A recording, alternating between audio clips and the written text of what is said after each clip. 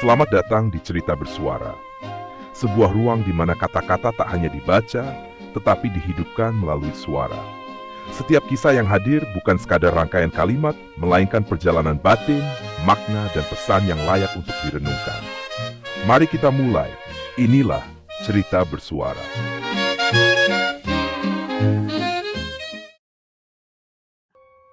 Misteri Lemari Tua, karya Desi Komalasari. Di suatu tempat yang sunyi ada seorang anak laki-laki yang sedang menginap di sebuah rumah temannya yang jauh dari keramaian kota. Ketika Zulkarnain tak sadar mengapa ia bisa terbangun. Matanya mengerjap-ngerjap pelan berusaha untuk melihat sekeliling kamar tidur yang ia tempati. Cahayanya minim dari penerangan, Zulkarnain melihat ke arah belakang. Ia sempat bingung mengapa ada lemari yang sangat tua yang ditutupi dengan kain berwarna hijau yang panjangnya hampir menjuntai ke lantai.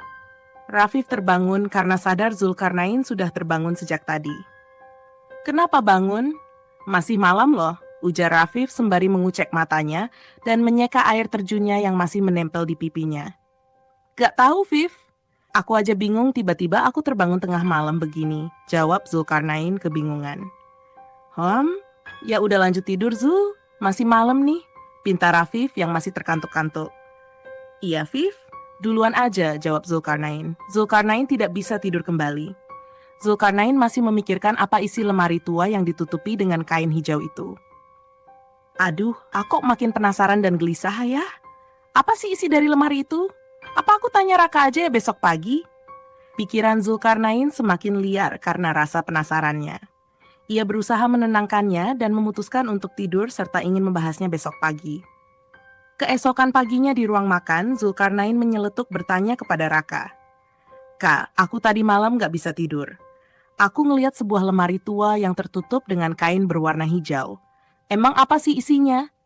Mukanya terlihat sangat penasaran. "Hahaha, aneh-aneh aja kamu, Zul. Mana ada lemari yang aku tutupin pakai kain hijau? Lagian buat apa juga aku nyimpen begituan di rumahku?" jawab Raka santai. "Hah? Aku lihat sendiri padahal posisinya ada di belakang tempat tidur.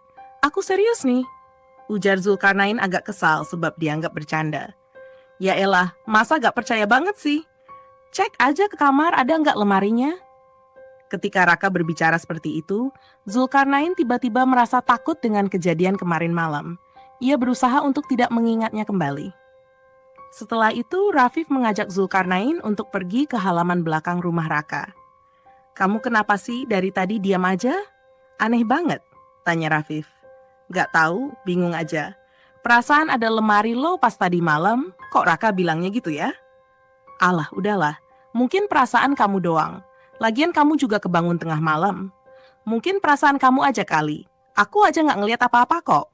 Rafif berusaha untuk menenangkan Zulkarnain yang sedang kebingungan tentang hal janggal itu. Kemudian mereka pulang dari rumah Raka. Di tengah perjalanan mereka bertemu dengan kakek tua yang ada di sekitar rumah Raka. Zulkarnain menyapa kakek tua itu dengan sangat ramah. "Mari Pak," sapa Zulkarnain dengan penuh senyuman. Kakek tersebut mengangguk dan tersenyum pula. "Nak, dari rumah Raka ya?" tanya sang kakek dengan suara yang pelan. Zulkarnain terkejut dari mana sang kakek tahu. Tanyanya dalam hati. "Saya kakek dari Raka.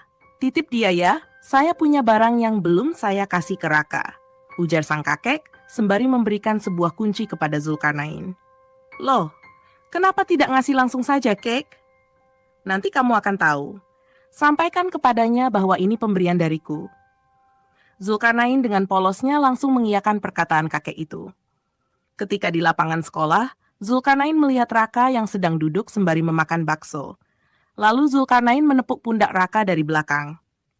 Bro, lagi apa nih?" By the way, aku temu kakekmu loh kemarin," ujar Zulkarnain. "Hah? Kakek? Kocak lu. Kakek gua udah lama gak ada. Lu kalau mau bercanda jangan bawa-bawa keluarga lah," jawab Raka santai. Serius lu? Siang bolong gini, lu bercanda tentang kakek lu yang udah meninggal?" timpal Zulkarnain. "Lah serius, gak percaya banget nih bocah. Udah deh Zul, lu gak usah ngomong yang aneh-aneh. Kemarin lu bilang ada lemari yang ditutupin, terus sekarang..." Akhirnya, Zul dan Raka mengganti topik pembicaraan. "Ini ada apa ya? Kenapa hanya gue yang tahu keberadaan lemari itu? Kayaknya gue harus mencari tahu apa yang sebenarnya terjadi, gumamnya. Kenapa ya, Viv?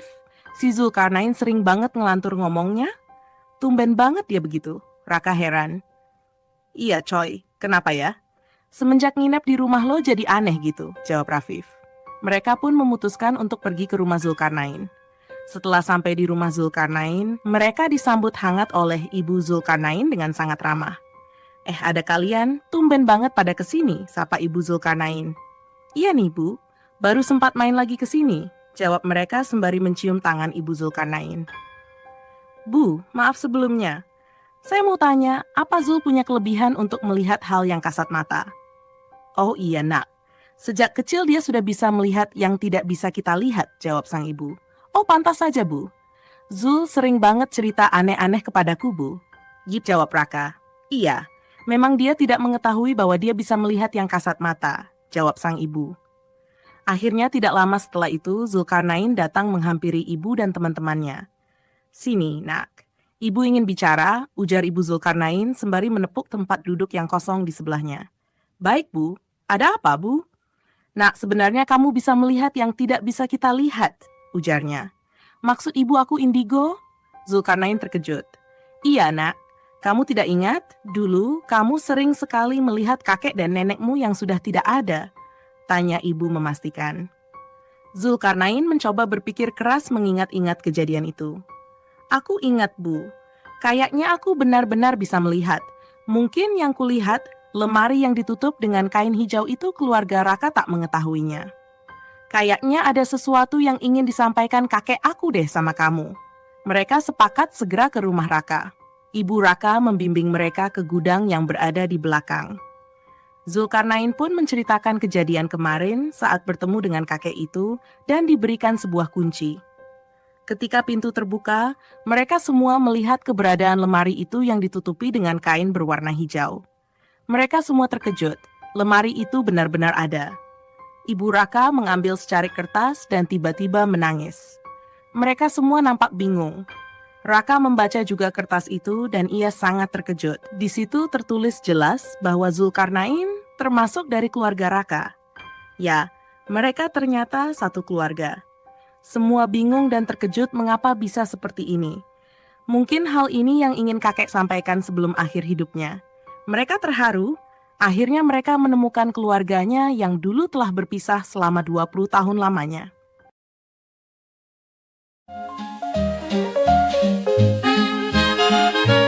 Terima kasih telah mendengarkan cerita bersuara hari ini. Semoga kisah ini memberi makna dan manfaat.